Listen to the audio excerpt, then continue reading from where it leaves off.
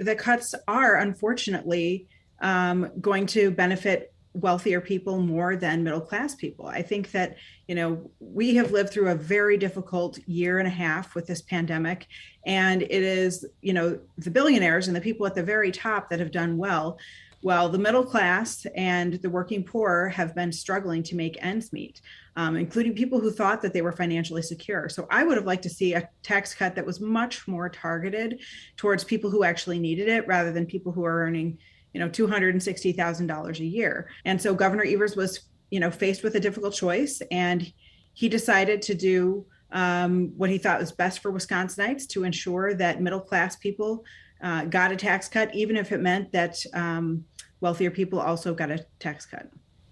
What then is your response, Senator, to Republicans or anyone else this week who are saying it is dishonest for the governor to take credit for signing the budget, and specifically for taking credit for the tax cuts it includes, when one, he says he didn't really have a choice but to sign this budget because not doing so, an outright veto, would have jeopardized federal money for schools, and two, he did not put those cuts in the budget, and at no point in the last few weeks did he come out and say, I want to see a budget on my desk that includes tax cuts.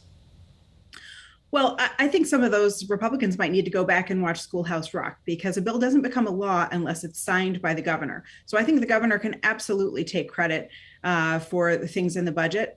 And it's very disappointing, to see Republicans attacking the governor for doing something bipartisan, signing a Republican budget.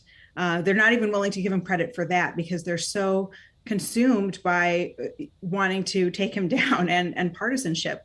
These are the Republicans that basically used our school children as pawns. They held hostage billions in federal funding to force the governor into a no-win situation where he did have to sign the budget. That's not good governance. That's not give and take. That's not acting with the best interest of Wisconsinites at heart.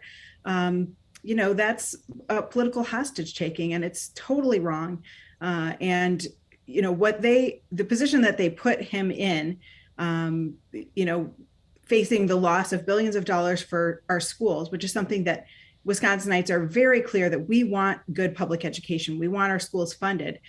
I think was unconscionable. And I am very grateful to Governor Evers for adding another $100 million to education. But we need to do much more if we want our kids to have every opportunity that they deserve.